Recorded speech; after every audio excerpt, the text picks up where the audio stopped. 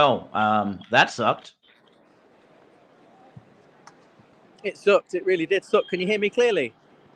Yeah, you're good. 52 fucking thousand people dragged themselves out on a Monday night to watch Everton serve up one of the most incompetent performances and how suicidal approach to the second half, despite being 1-0 up. Chris, I'm so disappointed and ashamed of what we put out in that second half. It was quite amazing to me. It looked as if Everton, they looked really tired, flat, and West Ham wanted it more. For the first time under the lights, we talk about everyone that bothered to come out for a Monday night, 8 p.m. kickoff. Adam, for example, flew all the way from Australia, got to watch this match, and he got to see this performance, right? So these are live examples of the pride that the fans have to come out to see this, and it really, you can't say that, like, they care, but it really felt like just a half-assed performance by a lot of players. They didn't show that drive that that they're capable of.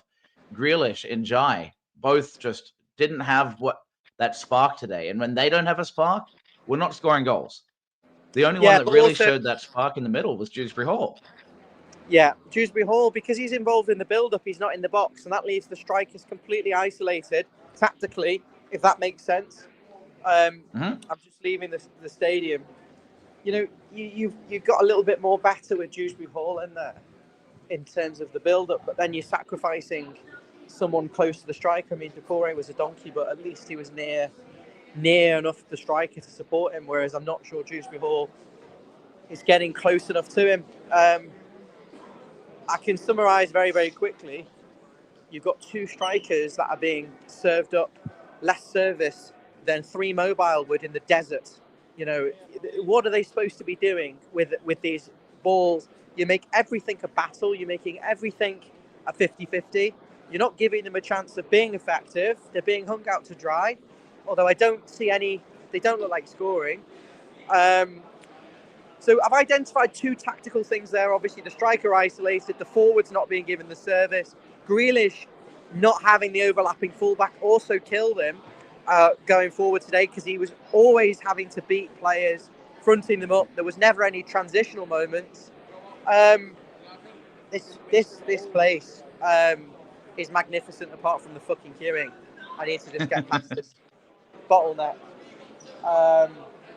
But another important thing tactically and defensively, Chris, we were just pathetic today, all over the place defensively. Yep. Now you can watching on TV will give a different perspective. It was very obvious that on Everton's left, and this is where the game really opened up, they knew that Jake O'Brien did not have the sprint speed and acceleration to keep up with Somerville and or Diouf. That itself was a known problem that we were not able to resolve, and it opened up the match. Straight there. There's a lot more defensively than that you can see on the field, but that's what was very obvious watching from the TV. I don't know how well you can hear me. Can you give me a thumb up if you can hear me well enough? Okay. I heard what you said about Jacob O'Brien, and I agree with you.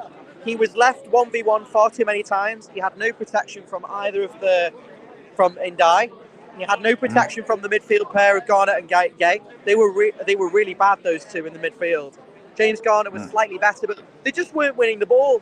They weren't picking the pockets of the West Ham players. They were nowhere near them. Jake O'Brien was getting done for pace, really struggling. We were trying to play a high line as a back four, but the midfield is completely exposed and isolated. I'm really disappointed, Chris. Maybe swap me out for Corey, but to summarise, you've got 2 strikers who are completely isolated. You've got poor decision-making in the final third. You've got fullbacks exposed. You've got wingers not effective in either end of the pitch. A midfield player. The only player, Chris, before I let you go, the only player I'm giving credit to is Michael Keane, an unbelievable header, and he led the defence with authority, whereas James Tarkowski... Yeah, he was excellent today. Yeah. Tarkowski... Well, there's one other player. Dewsbury Hall, I think, he went in and out of the match. but he definitely was influential today. But yeah, Michael Keane to me is the standout from today's match for sure. If you're Substitute me out. trying to safely, if you need to get out, let's swap with Corey, Yeah. and you can Thanks, Chris. listen in and jump back in whenever. All right. Yeah, of course. Yeah. All right. Bye bye. Mr. Chips 1878, also best known as Corey. How do you feel about us drawing 1-1 under the lights against a previously winless side that just sacked their manager, that looked punchless for about 50 minutes, and then all of a sudden they ran us over?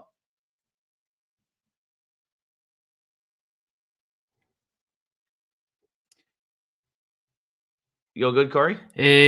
Not good enough. Like, it's the only thing I can really say. To be honest, absolutely fuming with like a couple of minutes to spare because we didn't look like we were going to score at that. But once they had, part of it's the players, definitely. Tempo just was not there. And to make some substitutions. I don't know why when Njai just was not giving any support to O'Brien, that either Garner didn't move over or he didn't bring Diblin on and change it. I said in the preview that I thought West Ham were going to come in, Nuno's going to have them just sit back, defend, soak up all the pressure, let us do whatever we want, and then catch on the counter attack. And he started getting the confidence. We had no answer for it. I think at that point we needed to make a couple of changes that we didn't make. I think we needed to get on the ball a bit more. I think we needed to put someone on who was going to make O'Brien, but also someone who's going to make Juve think twice about going forward. And he done that far too late in terms of bringing Diblin on. He should have done that about 10, 15 minutes earlier. Yeah, it was quite an interesting. Yeah, so the problem that that I was saying just before you came. Partly it sounds like your internet's cutting out and having that stretching sound and cutting out. So I'm not sure if that's something you can fix there, but otherwise we'll roll with it. Mate. Yeah. No. All right. All good. So, in Jai, for example, it was we're expecting. I was cutting out before, but yeah, you sound a little better now. So we expect from the Premier League footballers that are on a starting 11 a base level of performance, and generally speaking, Iliman Ndiaye has done that for us all season. But today, it just he felt flat. He was a bit high up. He didn't come back, but more so than that, you didn't have. Let's say it's the manager's decision to say, you know what, if you're not pulling your weight today for whatever reason, even if you have clout, we know you're capable, and you've consistently done it, but not today. You know what? That happens. He sub him off, move him around on the pitch, try something different. We didn't. Jake O'Brien was he started to, you could tell, mentally get quite frustrated and kind of in his own head about it because he knew he was exposed. But then again, as you're saying, James Garner and Idrissa Gana Gueye were not dropping back to help. And you know what? James Tarkowski doesn't have the leg speed to come over and cover either. So very quickly, we know that we don't have enough leg speed in the back. We were playing a high line, and we didn't have our midfielders covering that side. And the goal for them, and maybe we'll have a bit of a chronology here versus just getting all pissed off at the result here. But their goal came from that side, and Jared Bowen, who was largely not involved at all until that goal scoring opportunity, was sitting on the back post, given way too much space. I am so sorry, mate. I have not heard the word of what you said, mate. Oh, the internet's that bad, huh? All right. Well, for the time being, I'll keep talking, and if Corey's internet gets better, then great. But let's start here. We'll do a bit of a chronology here. So, start off the match. Everton were in complete control, but Jan and Corey were talking in the preview, expecting what type of performance you would expect from Nuno on his first game in charge. I was a little surprised. They were definitely trying to be attacking straight out. They just seemed to be really lacking creativity. And Michael Keane and Tarkowski and just our backline in general seemed to have all the answers for everything that they were trying to give at us. A lot of clean headers, interceptions, clearances. It was very clean and controlled. And Everton got ahead pretty early. For those that watched from the get-go, the goal actually came from us from it was a second phase of a corner out on Everton's left. James Garner had one of his only high-quality deliveries of the match. It was a in-swinging kind of curling cross. Michael Keane gets there, and look, it was his moment. He's had a great season for us, at least to his level. And you know what? The goal was well deserved. And I think for the most part, that first half, Everton were comfortably in control of the match. You didn't really feel that West Ham had any answers. And even coming into that second half, Everton turned the screws. We were having a few more goal scoring opportunities. There was a scary moment. I forget if this was early in the or late in the first half or early in the second half. The long ball that was delivered, and Jake O'Brien it gets past Michael Keane and James Tarkowski, and Jake O'Brien, instead of clearing it, tries to head it back to Pickford and doesn't do enough. And Somerville instinctively got his foot to it, and Pickford did just enough with a save. At that moment, I think you realized that the game was starting to change. There was a weakness on that side. Anytime they could either from a 2v1 scenario, a long ball diagonally to that side, we were really just caught out, and it was quite obvious. And I think that's where the first, so Jake O'Brien not showing up really comes to mind here. I'll also try and, there's a lot of comments coming in, and it's tricky for me to talk and react to them, so I'll do the best I can with it. But I'll browse through here quickly and do some comments. But yes, by this point, early in the second half, I think it felt Everton had turned the screws.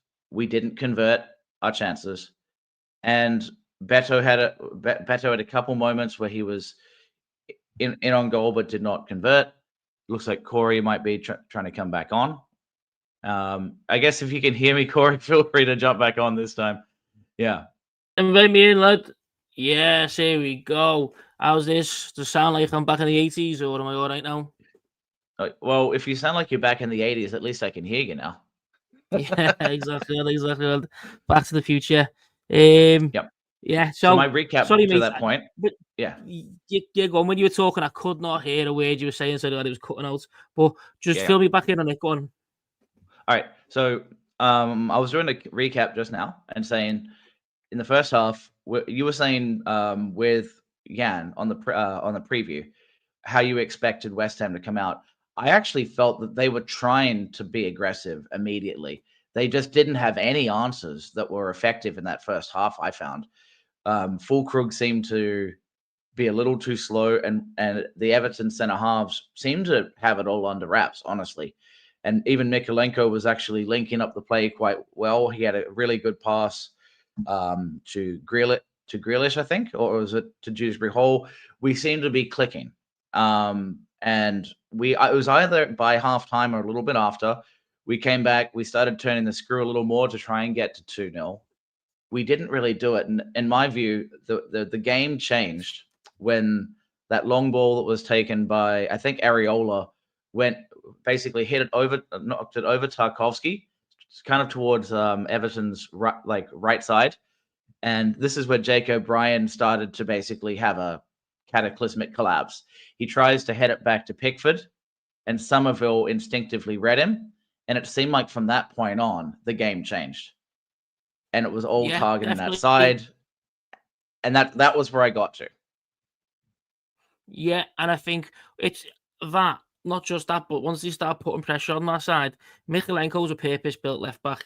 I said it in the preview that I thought Jake O'Brien's actually done a really good job in the right-back role, considering he's a centre-back. But he just doesn't have the pace. Things like when someone's really going to run at you and get at you, you're really going to struggle. So a couple of times that was happening. The goal come from him going too far forward, not winning the header, which he should have been much more aggressive on. And obviously Tarkowski, there's just absolutely no pace on that right-hand side. Absolutely no pace on that right-hand side. Tarkowski's, I would say, is probably slower than Michael Keane. Yeah, it could be. Better football, but slower than Michael Keane. And so then ideally you could do with someone pacey on that right-hand side, a right back, to be able to obviously cover him and things like that. We don't have that. Jacob Ryan's not fast enough. James Garner is probably faster than Jesse Garner Gay, purely because of age. But he's not exactly rapid. So we've missed that, especially when Iliman Ndiaye isn't supporting him at all. I mean, look, I don't think we were fantastic throughout the whole game, but we were dominant. The first hour we were dominant, really. We had a 10-minute spell in the first half. But we were dominant without tempo and without putting too many quality chances. So I personally think Moyes needs to make changes within the system a little bit more. Dewsbury Hall, fantastic, great going forward, but if he's constantly wanting to go drop out wide and put that extra bit of support on for Grealish, well then the number 10's not getting in the box, which means it's just Beto or it's just Barry, which means they can become crowded out. And although they've not been great, if you're a striker coming up against 2 or 3 centre halves, you are going to struggle. I think it would have been great if he was able to bring on. I said when Garner looked like he was injured and he'd done his coffin after that free kick, to bring Dewsbury Hall back, push Alcaraz into the number 10 role, and then at least then if Dewsbury Hall's still bombing forward that wide, it still means there's someone in the middle to do something. I think the balance at times is, if a team just sits back and defends, the balance is a little bit off. So I think something to also note is that Dewsbury Hall yellow card is quite. It's a facepalm. The referees have decided they don't like Dewsbury Hall, and every weird little 50-50 decision on a borderline yellow card has been going against Dewsbury Hall. In short, we won't have him next week. They're not even borderline. They're not even borderline. The one against Liverpool, piss poor, ridiculous. You've never ever seen anyone, even if he has took it too quick for the referee, no one gives a yellow card. You're just trying to get the game going too quick. The one today, that wasn't even borderline. That wasn't even 50-50. It just was not yellow. All right, and fair. What I'm also saying is like how the types of yellow cards he's getting are just not like they're not yellows, but he seems to be getting them. Yeah, you don't see other players get cards for this kind of thing. Who's Mikalenko got a card for? Sorry. Mikalenko got a yellow for actual contact.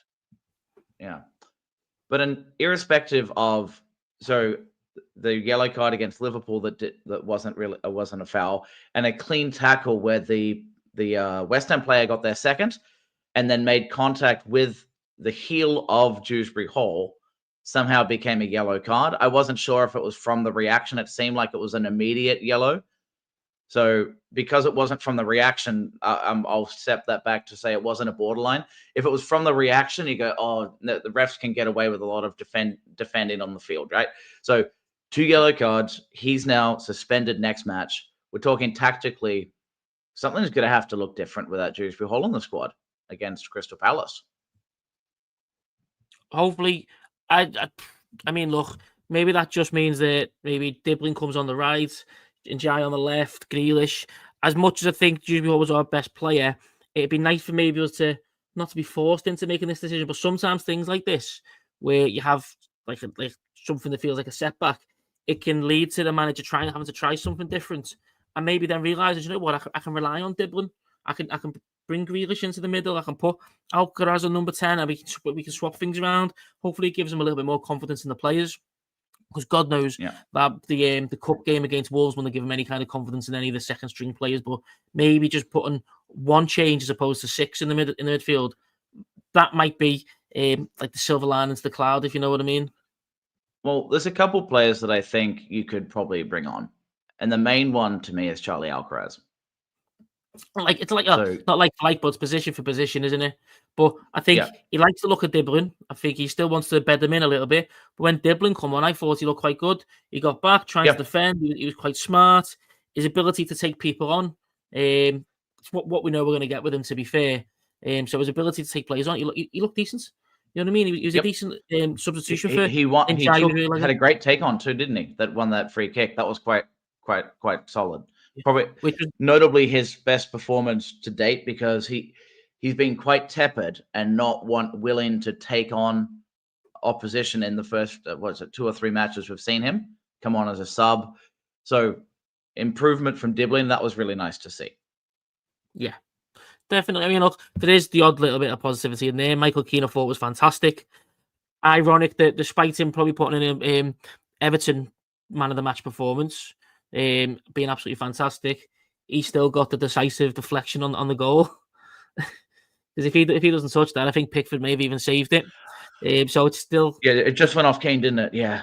Yeah, come off his end. I think Pickford actually gets to that, because it was quite central, the shot from Bowen. So I think it's just, is it ironic? Is it just what gravitates towards Michael Keane? Is he's been fantastic. He had to put his head in there. It's only a slight deflection, but it's still to come off him of all people. So do you know what? I'm frustrated. I'm pissed off, to be honest, because again, we were the better side for the largest portion of the game, but we just did not make it count. We look like we really struggled against their strikers, their defenders. Beto's really struggling. Barry's not doing very well. But again, they're not getting too many balls over the top, around the corner for them to run onto. Beto had one, which he should have done better at. But you need to have at least 2 or 3 chances of that to really get it at the centre back. Same with Tieno Barry. Yeah, they need to be doing a lot more, but we get the ball out wide, move it about, try to cut the ball across goal, and that's it. If you keep trying to do the same thing, no matter how good Grealish is, if we keep trying to do the same thing, teams are going to know what to do to defend against you. We need to mix it up. We didn't have So in synopsis, we did not have a plan B. The second they figured out how to go at us, and that we would go through Grealish, nothing happened. We basically ran out of ideas until Diblin came on, and even still, it wasn't as if we were knocking on the door. Yes, we were further up the field and having corners, but it wasn't like we were having like clear-cut chances in the box.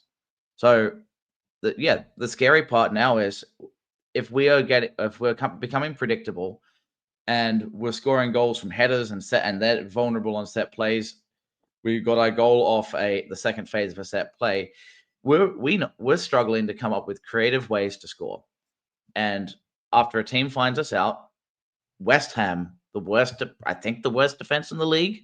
Maybe Burnley qualifies as higher, but we couldn't, under the lights, with a relatively speaking, it's early in the season.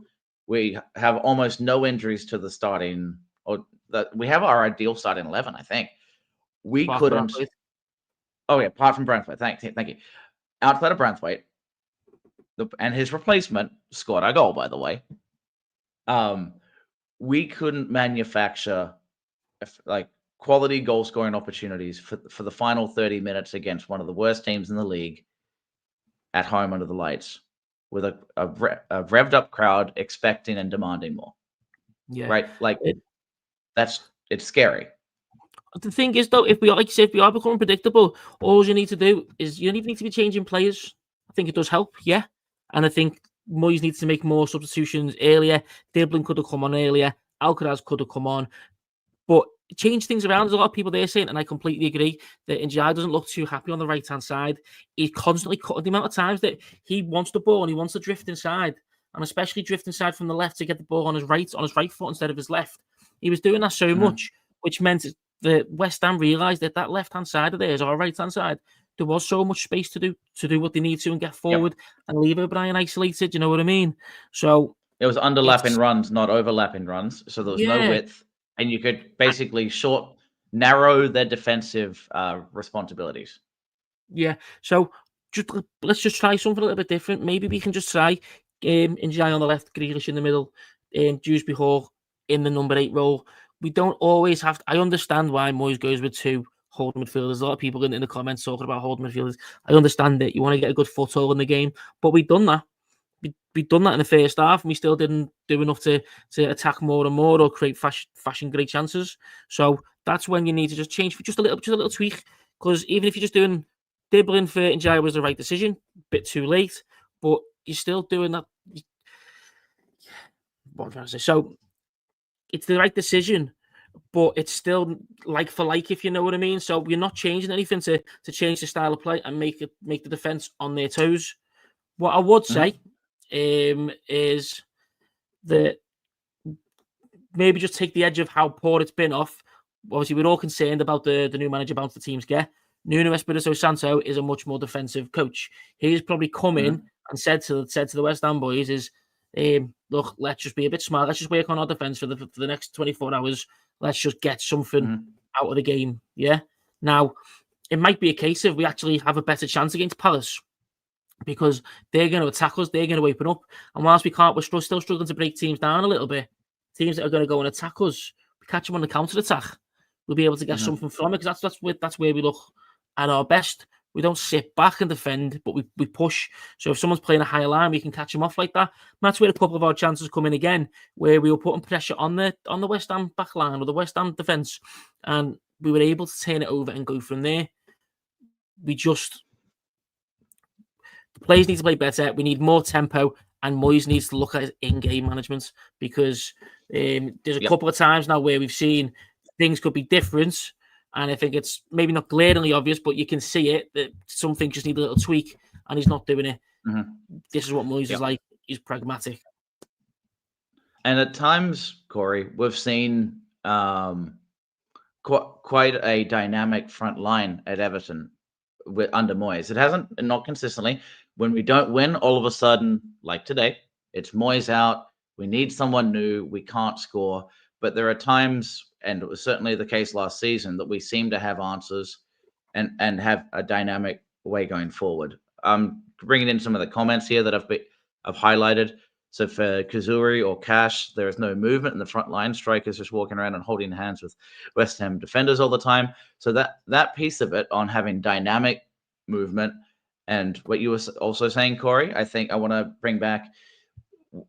We haven't seen, ever since Grealish has come in, the wingers and the number 10 just kind of going on rotation, moving around to try and unlock and figure out what setup of players will break down their fullbacks and center halves, right?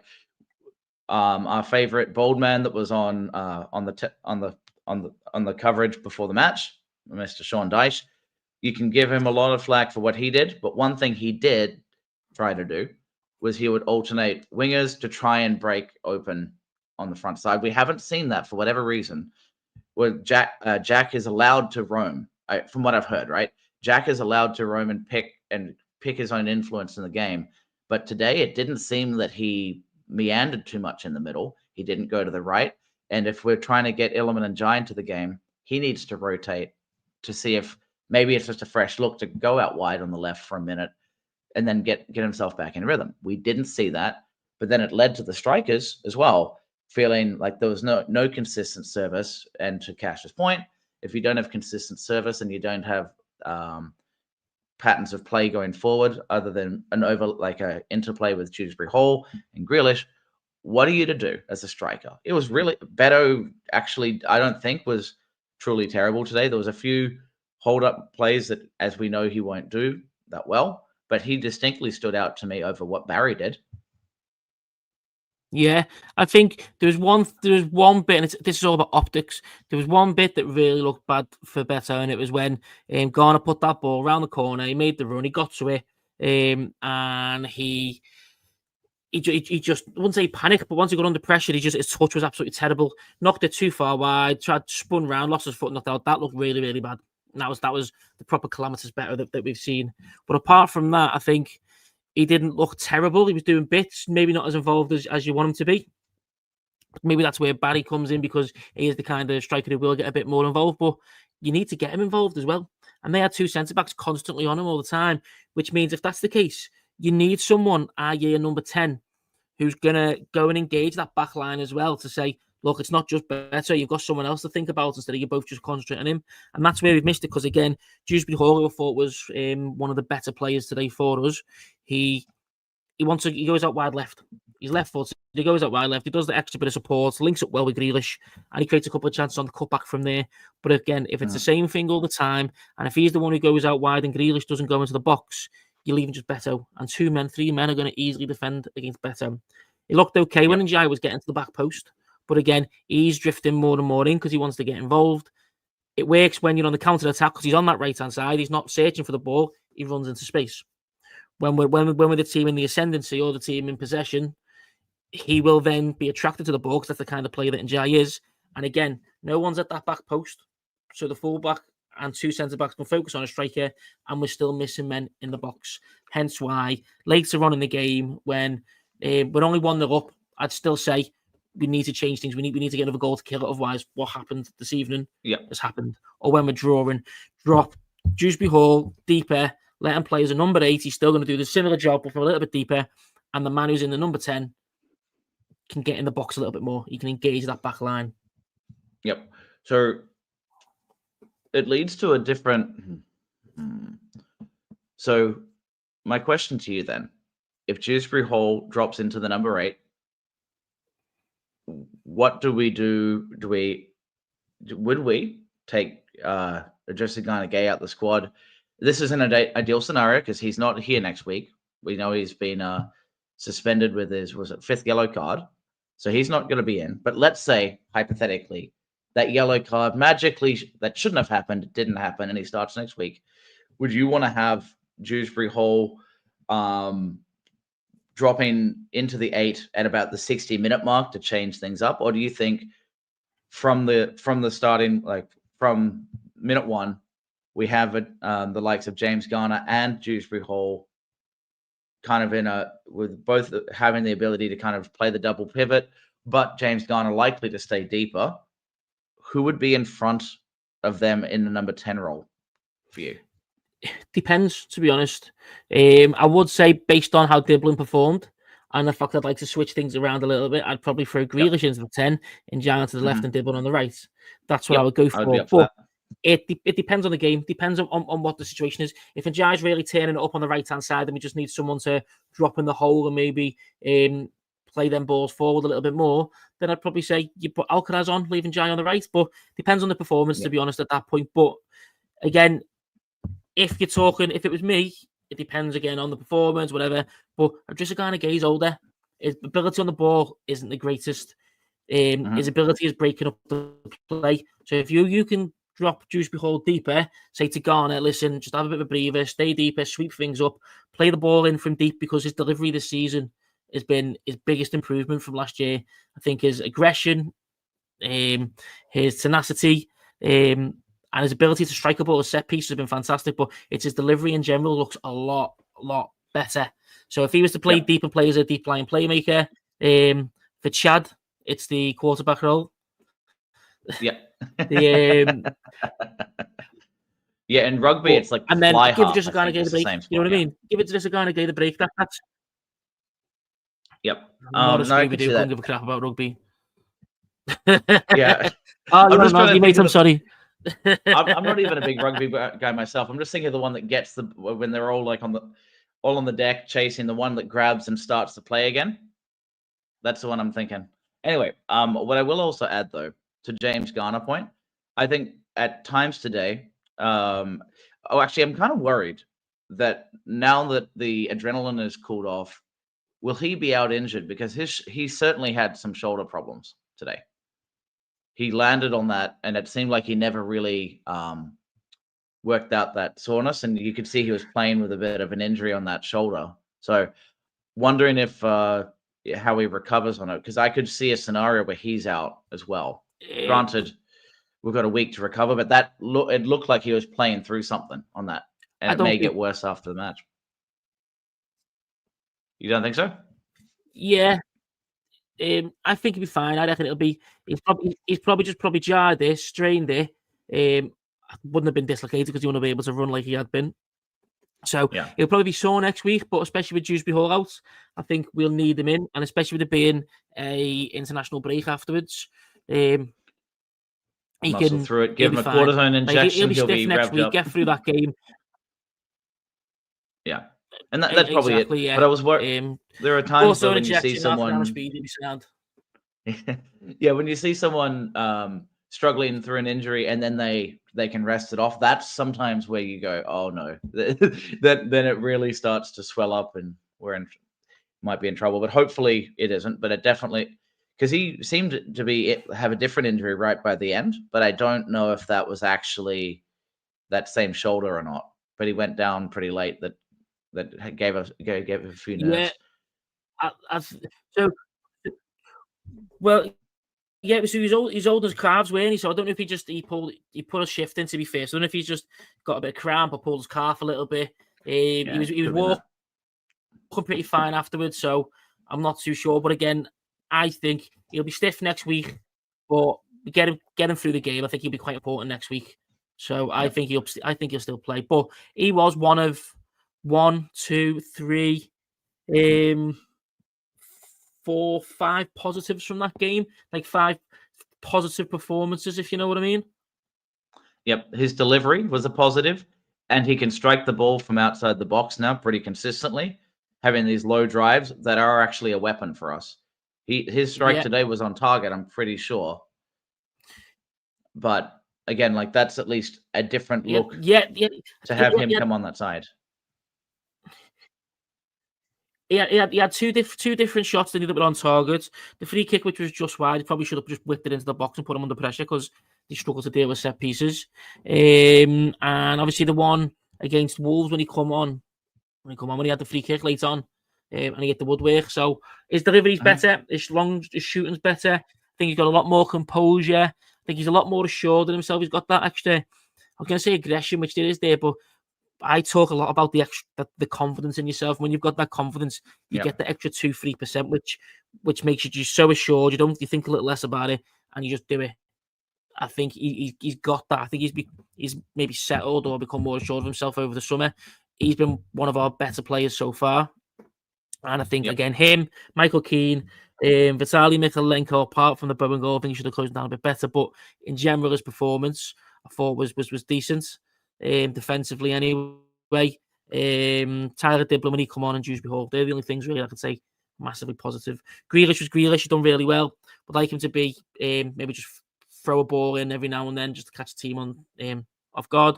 But that's it. Everyone else shite. And, there's a few comments here that I think hit on a broader trend that we have to be cognizant of. James Tarkowski, is getting a little. It seems to be a little off the pace on a match like today. I think it's about a matter of leg speed potentially, but got both. There's a lot of conversations.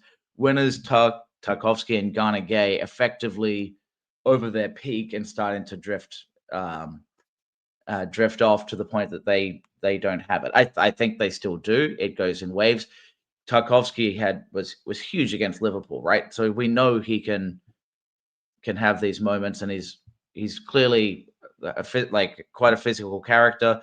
The problem is when you play a high line, we can get burned, and if we want to press teams up at all and try and box them in their half, we run a risk with our back line the way it is that Vitaly Mykolenko or Pickford coming out of his box are the fastest players of our defensive side. Yeah, I think when Branthwaite comes in, it's a little bit different. Like if it's Branthwaite that's chasing down. Massively. I mean, to be fair, if Tarky's not on a yellow card, which is again, which again was a silly yellow card to give someone, I thought that was a really really soft yellow card to give someone. If he's not on a booking, he dives in, he either wins the ball or he gets a foul and he takes the yellow at that point. Because he's on a yellow, he can't. He's definitely not got the legs for it. If Branthwaite's the one that's charging that down, he gets that ball. He puts the shoulder in on Juve, and that goal doesn't happen because he's got that pace. He adds a bit more balance to the team, obviously being left or right footed, whatever he is. He's better playing through the lines, which will really, really help the likes of Grealish and Dewsbury Hall as well. So I think when he comes back, we're going to look a lot better because his footedness, his ability on the ball, his pace allows us to maybe feel a bit more confident and comfortable playing that extra couple of yards up. So again, as good as Keane's been, Branthwaite's an exceptional centre back, and he's got more attributes to benefit you in the modern game. No, I completely agree. I think one way of saying it is Michael Keane, for what Michael Keane could possibly deliver us with his capabilities, has done that. But what he doesn't have in his wheelhouse is wheels. He's got physical presence. He's quite menacing in the box. He can score us a goal. And he's, threat on set plays. But we need pace to play that high liner right now. We're playing a system that doesn't work for our squad defensively. And what I worry now without Dewsbury Hall, and that's where I was asking, what are we going to do without Dewsbury Hall next week? One option would have been saying you have, and maybe it's a little bit too chaotic, have the likes of an Eric Boonham up there because he is our new version of the Abdoulaye Doucouré chasing, pressing character, but he is quite sporadic and you don't trust him on the ball potentially in those positions, but he will chase, he will win and battle and win tackles high up. But if you did that, you then say you would have to be playing a very high line against Ismail Assar at Crystal Palace. That's a recipe for disaster. Yeah, I mean, you don't want to play too high of a line against Palace. I think we play counter-attacking football against Palace. Like I said, they want to attack. They will put the pressure on. I like Glasner. I like the way he has Palace playing. I like Palace as a club in general, to be fair. They're quite a likeable club, aren't they? Munoz at right back has got pace. He really wants to drive forward. So we'll be on the back foot. We will have to defend against them. But I think, again, that could play in our hands because if we just play a little bit deeper and then spring the counter-attack on them, that's where we can do quite well. But with no Dewsbury Hall, we lose that link to Jack Grealish. Again, like we said, do you play Charlie Alcaraz? Do you play Tyler Diblin and bring swap people around on the front line? Or Eric Boonham or Royal? Now, Eric Boonham, I think Moisey probably be who Moise goes for. But I think he'd be... I think he's a little bit of time out the squad just to kind of protect him because he's had a really rough patch. So I think he just needs a couple of weeks out the squad, just kind of protect him a little bit. If Merlin Rowe was fit, which I don't think he's going to be, I'd potentially think about having him because he can play similar to Dewsbury Hall. He can play, he's probably more of a number 8 than anything. Then it's number 6, then a number 10. So fairly similar to Dewsbury Hall in that kind of, he's all action all across the midfield. But like I mentioned there, I personally would just go with Diblin, Grealish, and Jai because you want to play in the counter-attack. None of the three are absolutely rapid, but they all still play really well in the counter-attack. And Jai's got legs and so is Diblin. Yeah. So is Grealish, but this is more calf and width than anything else on pace.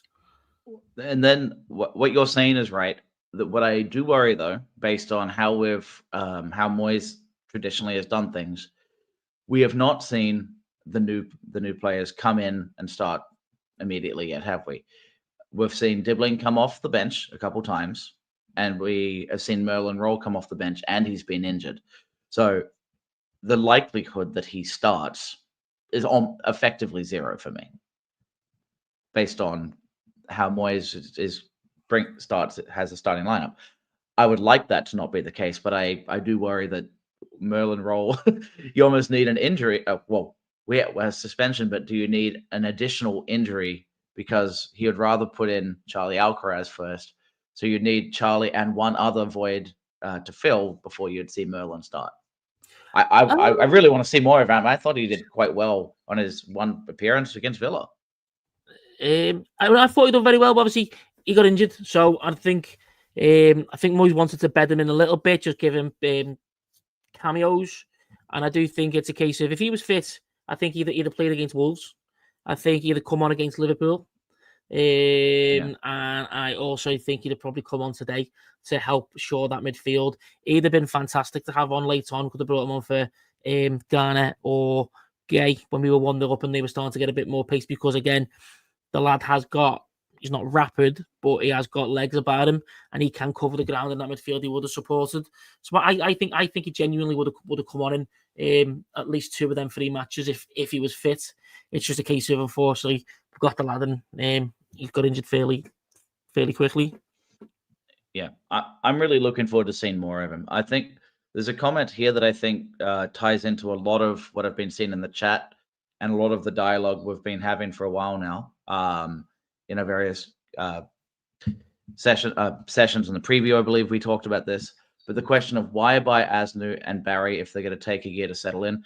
The reality is we're continuously trying to chase players that are ready now, making impact now, and instead of having a mixture, what we should be having is a systematic approach to, we have players that are going to come in through youth. If we can't get them at a really young age, do what we did with the likes of Branthwaite, where you bring them in after they've been at Carlisle for a bit, loan them out a couple times and have them ready so that you have a steady flow of players that are ready to go, instead of saying we're going to spend a whole bunch of money on signings like Grealish and what have you that are like now they're ready to go. You want to have a mixture. You want to spend those 50 million on a striker, not on a right back consistently. You can't, otherwise you can't make a profitable system out of it. So you need to have players that grow into your squad. Unfortunately, you can't just have people that need a year to bed in. You need a mixture. And right now, I think we need a couple more in addition to the likes of the Asnus and Barrys. Well, they're still actually necessary for the squad depth. Yeah, I mean, I agree with you in terms of a mixture, because if you consider most of our squad's pretty aging.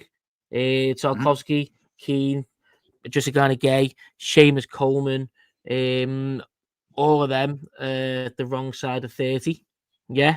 Obviously, Jacob, what we've tried to do is, because it's a mixture of that, because we've got such an aging team, having a lot of that youth in was, I guess, a hope of having fresh legs, a bit more exuberance, things like that, a little less fear. That's one part of it. The other part is that we've had to replace sign a lot of players. And if you're signing players who are established in their prime, it's going to cost you double the amount. So someone like Adam Asnu, who've got for 9 mil, is considerably cheaper, and we want him to bed in. Now, the fact we've got Mikalenko means he's got a bit of time to grow into the role. If we remember Leighton Baines, when Moyes signed him from Wigan, he took like November for him to even get a proper decent run on the side. He was playing Lescott at left back. And then when he come in, he done fantastic. So it's just the way Moyes likes to do things as well. So there's 3 things. Number 1, because we had an old team and we're getting younger players in. Number 2, because they're cheaper than buying someone who is completely established, who's prem proven, who's in their prime. Also, as well, on top of that, because you have selling value, like you said. And then number 3, these players probably aren't playing as much than we'd like them to. Whereas other managers, you probably get a bit more game time, because Moyes does usually take this long to give players time. I reckon come November, come December, we'll see Asnu have a few more minutes. Diblin will be getting regular minutes. He might not be getting full starts all the time, but he'll be getting a lot more minutes. Hopefully, we see Alcaraz more and more, because I do think that can be a game changer. And Merlin Roll starting matches. Merlin Roll, as long as he's fit, we'll start playing games. So it will happen. It is one of these things that Moyes is very much, he's always been like this. I think a lot of people who they've been buzzing for Moyes to come back have forgot that this is exactly what he is like at times. He is pragmatic, nowhere near as bad as Sean Dyche, because he does want you to, he wants you to have more of the ball than Sean Dyche ever did. He wants you to defend and counter-attack, but he wants you to defend further higher up the pitch. And he does give more confidence to the attackers, but at his core, he's a defender. He is old school footballer. He is pragmatic. He's always been like this. It was a massive complaint that we had under him for a while towards the back end of his tenure, because we wanted to push. We were doing really well, we were best of the rest consistently, but we wanted to push a bit more. And the reason we couldn't beat the top 6 sides is because we never went for it. Case in point, and the first 20 minutes against the Red Shites. And you think back, one of the strongest and most successful teams I can think of in the last decade really was the first season under Martinez, where you still had the defensive philosophy ingrained in the players with the likes of the Jagielkas, Baines, Heitinga, all of them, and I think Howard was still there. You had all of them, but there was some attacking flair that was introduced while having a foundation of strong defensively. And I think your point is valid. We need to have an independent kind of entity coming in that brings in attacking tactics to supplement Moyes' defensive nous and kind of passing strategy, let's say, and build-up play. Yeah, because Leighton Baines as an assistant, I mean, Alan Irvin's one of his assistants, yeah. He's been with him been in there for years, so they got a very similar kind of mindset. He's very much just a case of, yeah, the right-hand man, I agree with you, whatever, on the same page. Baines he's a bit more modern thinking in terms of willing to try different mad formations, wanting a bit more possession of the ball. But he is also, if you watched his any game for the under-18s and things like that, a little bit higher tempo, yeah, a little bit more on the ball, a little bit more forward-thinking than Moyes, but he is still probably relatively pragmatic as well in terms of his coaching. So you've got 3 varying degrees of pragmatism on that bench when you could really do with someone who is going to be a bit more, let's go for it, you know what I mean? Maybe once he's got more trust in the players, but we'll get that. And by the way, please don't anyone think this is me saying Moyes out or anything like that. I'm very well aware of the man he was. If anyone watched the manager special, the manager special that we did way before Moyes was signed, these are basically the same things that I was echoing about him at that time as well. So I have got the receipts to go back and look. It is who he is. I'm still happy here, so please don't anyone think I'm Moyes out. But we also need to call a spade, and when things are, we need to know what he's doing wrong and how we can improve. Yeah, it wasn't working today. It's been a bad week. It feels like a loss today, doesn't it? We got a point, 1-1, but it does feel like we lost, and we've basically blew a game against Wolves. We played one. I mean, Liverpool were up for it from the first minute. We were up for it by the second half and made a respectable go of it. But 2 losses and a draw at home to West Ham in a week is not the most glorious moment for Everton, of course, and for David Moyes right now. He's going to be under a bit of pressure, but I still am happy to have him back. It's a notable improvement to where we're at. The problem is, if this continues, instead of it being a panic recency reaction, that's where things really change. So if this continues, instead of it being a blip on the radar, then the pitchfork. I don't think the pitchforks would ever come out in the same way, but there'd be the continued frustration that I think we're all having will only get louder. The criticism will get louder. Yeah, do you know what? It's one of them where, and we've seen this before, where fans can see fans aren't stupid. You know what I mean? We've loads of us have got hundreds of hours on Football Manager. No, fans aren't stupid. They can see things. They can see a lot of the time, especially the views from on TV as opposed to down by the dugout. You can fans can see a lot of the time what some of the issues are. And when it's clear and obvious, or when it's quite clear, and you don't change it, that's where the frustrations happen. Now, I feel like the one against Liverpool is there's a bigger frustration that we played so well, but we completely threw that game away in the first 20 minutes. And a lot of it, again, for me, was the way we played. I wasn't surprised by the way we were playing in the first 20 minutes because, again, it was very much Moyes against the Liverpool. Anfield Moyes, he does that. He went far too defensive, far too deep, gave him too much. And when we did press, they bypassed us too easy. The one against Wolves, I think the changes that you made, too many changes, that wasn't typical Moyes, but there's too many changes there. I was all down for 4 or 5 changes, but a couple of mad decisions. I think McNeil and Dibblin and Alcaraz awfully coming on was wrong. Coleman at left back was absolutely stupid. I don't know why he's done, and I love Coleman. I wouldn't mind if he played right back, but for him to play left back was ridiculous. I was absolutely gobsmacked when I seen that. And then today, to me, it does feel like a loss. Number one, because West Ham were there for the taking. You can see how fragile they've been compared to how everyone else has played against them as well. First game at the new stadium underneath the lights. Everything was there for us to do something with it, and we didn't. I will caveat that to say, like we said, new manager bounce, the mixture of Nuno's defensive thinking with whatever attacking this they got from Potter, I don't think we told much, mixed in together, might have put them in a better position to come at us as well. So I don't think it was a look, the sky isn't falling. We've had 3. It's frustration more than anything. It's disappointment and it's frustration, and I think that's where it is. It's just sheer frustration with the last 3 results, or the last 3 performances more than anything. Yeah, it's not the word copium is not where this is coming from. I think we're trying to be holistic about. We know we're not perfectly going to be. We want to be competing in Europe or for Europe, but that's not in reality where it's always going to be. We're going to have high moments. When against Brighton, that 2-0, we felt top of the world, and then you have these you get smacked back into a bit of reality.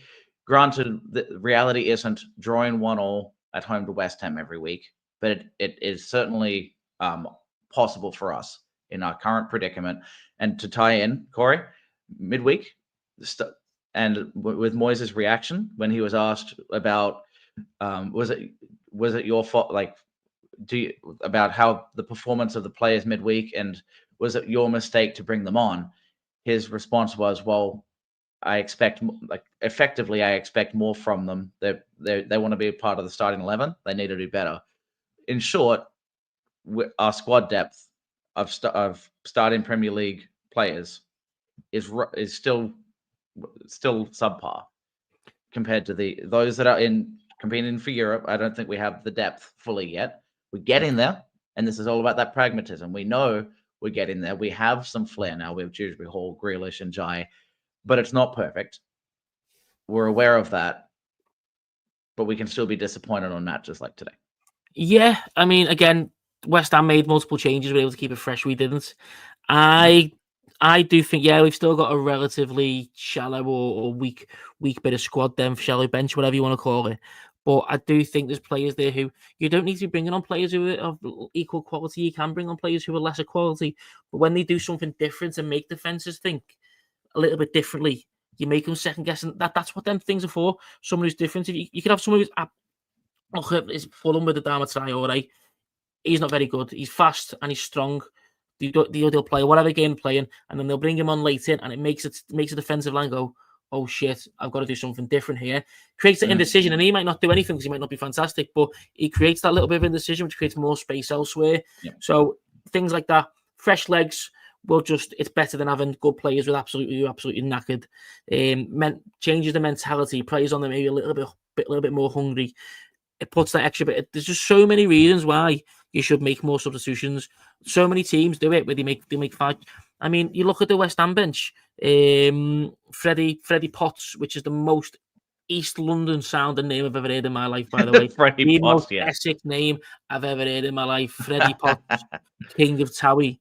The Irvin, the young Scottish lad. They give another lad his debut. Gilherme, who's a decent player, but they brought a lot of players on who, again, weren't proven, who were also young. That's not good squad depth, but you know what they did? They changed the mindsets. They put a bit more fresh impetus, fresh legs, and that's where we struggled a lot of times, where we're calling out the subs, and he's not. And again, you don't need to be the same level of quality of player. Just someone who's gonna change things up, shake it up a little bit. Yep. But again, the pragmatic side of David Moyes is, well, the lads are doing okay. I don't want to risk it by changing things too much, but sometimes you got to twist. Yeah, the best recipe to score. What the defensive unit wants is a consistent plan of attack that is predictable. You can position yourselves, know what you're thinking, and can kind of get into habits, cheat a little bit because they can anticipate what's going on. You bring in new players, shake up the positions. All of a sudden, they're not sure who's covering people. And this is where the likes of the cities are so effective at having players sit behind someone's shoulder, making them uncomfortable, not knowing where they are, and making teams unsettled. By rotating or bringing in subs. And to your point, Corey, you have, even if you brought on the likes of a Dwight McNeil, it's a different, not saying that would be better, but it's a different look that would change how the defense has to anticipate your pattern of play going forward. And that's the pragmatic side of it. Well, it's less risky and doesn't always pan out for, we didn't lose, but we didn't win either. Yeah, and Moyes will take that as well. Moyes will take that. He'll probably be a bit frustrated tonight, but he will say, "Well, we're still unbeaten. We're still unbeaten at the new stadium. We keep that little run going at the new stadium, and it's been the top half of the table at the moment. I mean, we haven't really played anyone massively difficult apart from Liverpool." So it's just a case of because we've got Palace, we come back from Palace, we've got City, then Spurs. So that's 2 difficult games. Although I think Spurs can still be got at, and then you've got a couple of weeks middling games, and then we go to having Chelsea, Arsenal, Man United have not long before that as well. So it's what will be the big test is when we come up against these teams. Is Moyes going to do what Moyes does and absolutely shit the bed against the top 6? Or are we going to be able to get, again, us being counter-attacking football, it might still work out in our favour. Although, again, after Palace, we'll have Palace with no Dewsbury Hall, and then the week after that, we'll have City with no Jack Grealish. Yeah, so that'll be some interesting match previews for sure on how we want to take on that. I know we've certainly talked to it. A couple points I wanted to bring up that are kind of just moments from the game that I thought were interesting. There was the handball shout, which I don't mind it not being called, because if only it was applied with the same logic for Everton, but there was a question of that was it the centre half had hit his hand. I think I'm actually quite happy that those decisions aren't being called. The problem is they need to be done consistently. The other one was Paqueta covering his face when he got body checked. I thought was quite funny. Yeah, just James Graham. What do you mean? Like, I thought I was being a bit doom and gloom there, lad. So are you being sarcastic or what have I said? Yeah, well, I'm glad pessimism is infectious. Oh, mate, COVID 1878. It's what fucking Everton infect you with. Yeah, we just need a booster shot. Oh, mate. By the way, I just want to apologise to everyone in the comments because we've been quite rubbish at responding to comments. We've responded to comments tonight, but I myself have just been so frustrated that I think I've just rambled and rambled and rambled. I think I'm turning into Ryan. Yeah, the challenge I was having there was at the beginning. It was just me talking, and you're trying to talk and read, sift through, and then kick it out and have a good flow. It's really difficult. Or even with the two of us, I'm trying to listen to you and not looking like I'm not paying attention on like who are you talking about and trying to read comments. So once there's 3 of us and the feed is a little bit slower, it's a lot easier to keep tabs. So again, apologies there. I've tried to talk high level to what I'm seeing in the chat through my commentary there and bringing up a few, but I can tell there was a lot of frustrated comments in there.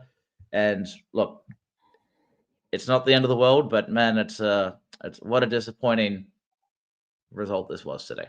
Yeah, definitely. I think the biggest, I think the 2 words I'd use is disappointing and I'd use frustrating. The other 2 are fucking shite. I'm sorry for swearing so much on this, by the way. You know, it's a little bit cleaner than what Ryan says, so I guess that's approved. I would have spent more on the swear jar for this game than I would have done going to the match. Yeah, and Scouser in the wheelchair brings up the comment as well. The likes of, and this is the point, and I said this about to Ryan, Adam in this case. He didn't fly all the way there just to watch Everton West Ham, but he certainly, that was a big part of why he wanted to come to Liverpool. Granted, he's got rallies there as well, but imagine spending all that time and money to go watch a match like that when you go next week and, oh yeah, you can beat Brighton 2-0 and everything's great. Then you go, but you came to the first Goodison match under the lights with a really flat 1-1 against a team that Yes, it's a new manager bounce, but they have been really poor all season. They were there for the taking, and we look second rate to them. And Yeah. I think I'm about done. Do you know what? I'd be claiming on my travel insurance, me mate. Natural disaster, Everton. Emotional turmoil. Yeah, I'd be claiming on that travel insurance if I come to watch Everton. Bloody hell. Yeah. Sad. All right. Well, you probably get a midweek blues out of Robbie and Wes. I know Wes did the pre-match. There'll probably be a match preview, Thursday or Friday before the next match. I'm away back out on site, and then we have the international break. But will you be doing those ones, Corey, or who's going to be covering? I think I'll be doing the preview. Preview is always my go-to. I don't know about the game on Sunday. I'm not too sure what the situation is with that. I think I'm actually hoping to be at the match next Sunday. You're going down to London? Oh fuck! Or was it a good? Was it? I forget if it was a home match. Give me a second. Yeah, you just proper threw me off there, mate. I started to panic. I'm pretty sure it's a Hill Dickinson again. Oh, you're right. Yep. Yeah. It's a Hill Dickinson again. Oh, mate, yeah, I need to book my train. Daniel Barton, yes, we are on Sky on Sunday. I think I'm pretty sure with the 2:00 kickoff. So, before we go there, mate, who's your man of the match? Michael Keane. Yep. And that feels strange but he scored. He was defensively solid. He doesn't have the leg speed, but he did everything within his capabilities, and that included scoring a goal for us. So for me, it's Michael Keane. Yeah, no, I completely agree. Like I said, it's still ironic that their goal went in off him. It's like Calamity just even when he's playing well, Calamity just gravitates towards him. At least it didn't go off his hand when he did. You remember that the penalty against Spurs? That one. Yeah. Yeah, that one. Sound. Listen, I'm gonna go. I'm gonna go have a Jaffa cake and a happy hippo. Just to commiserate myself. Thank you to everyone who's joined us. If you haven't yet, if you can please like and subscribe, we appreciate it from everyone. Obviously, Chris, you're up early, aren't you? Not staying up late at the moment for this. I got up at about 2:45 in the morning to watch this. Whew. Is this Ryan still leaving Bramley Moor? Yeah. Ryan's ready to talk again. I'm like, it's over. He's not even made it past the Titanic. Look at him. It's like in The Simpsons where it's like, he's already dead. Leave him alone. How are we, mate? Hello. You sound as I feel. You've come in at the right time.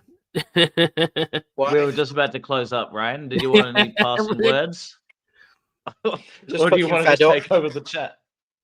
No, just a bit fed up because I was just thinking then, I went to Leeds away, we were shit. I went to Wolves away, we were shit.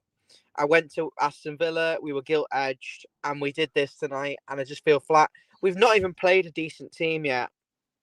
We played Liverpool, but we haven't played anyone half decent yet. You know, this is a weak league, and we put in performances like that. I think the fans have been let down tonight. 52,000 people went out for that. Mm-hmm. And I can sit and give you the full tactical breakdown, but I won't bore you. It looks like you need to get off. Look that rough. There is one problem. There is one thing I will mention. I mean, the two strikers are getting a lot of criticism. And there's only so much they can do when everything is a battleship. Everything is a battle. Everything's a 50-50. I don't even think Tony Bellew would be able to fend off some of the defenders with some of the service you're being given. You'd have more service on Vodafone in the Arctic or the North Pole than the two forwards are getting. It really is that bad. But we also don't help ourselves. We're asking Dewsbury Hall to kind of be the number 10, but also drop in and link the play to get the wingers in behind, which isn't really working on the right-hand side. There's nothing happening down there.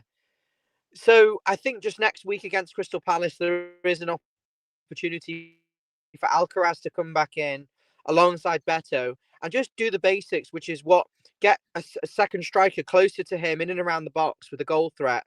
And rather than get involved too obsessively in the build-up, be in the box, be present to drag players back. Crystal Palace have got pace on the counter. They've got a very steady midfield, and we're going to need to be better than today. And I really, really hope we get a win, because I think there's fans who are really, really angry about this start of the season, start of the preseason, and start of this season. They're just annoyed, and I'm feeling that way. So yeah, you two can get off. Thank you for doing an hour. I'm going to listen back to what you said. Thank you. Just ignore the bits we're talking about. You're around about an hour 5. I was going to say, not taking any more of the piss out you than I usually do. Ignore when Corey is talking and going, because then you can create your own interpretation of what he was truly saying. Yeah.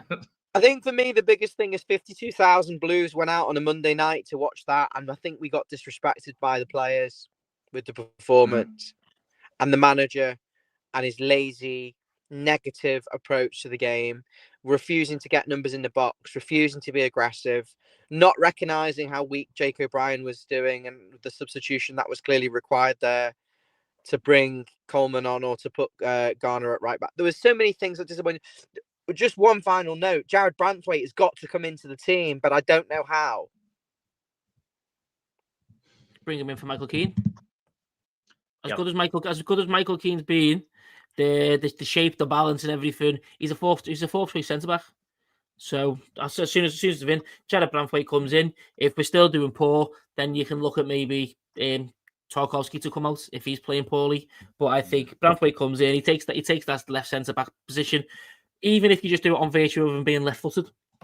We've got to, because we've got no way of progressing the ball from defence and midfield through to the wingers and the striker. That is the big thing for me, and we'll come on to it again. But you can't rely on Jake O'Brien long balls to him and then having him caught up the pitch. I'm sorry, but that's on David Moyes. Again, it's unacceptable. So, yeah. Are you wrapping it up, Chris? It's your show. Sure. And with that, thank you, everyone. As we said, let's like and subscribe. And we'll may well have a midweek blues with Robbie and Wes. We'll certainly have a match preview for the Palace match, which is at Hill Dickinson. Yeah, not London. Like I scared Corey. Thank not you, London. Chris. Wish it wasn't. And no, you know when you you have a couple games at home in a week and you start to forget. Anyway, I knew it was Crystal Palace. I just got my location wrong. But until next time, thank you for listening. Up the toffees. Happy Hippo win a Jaffa cake.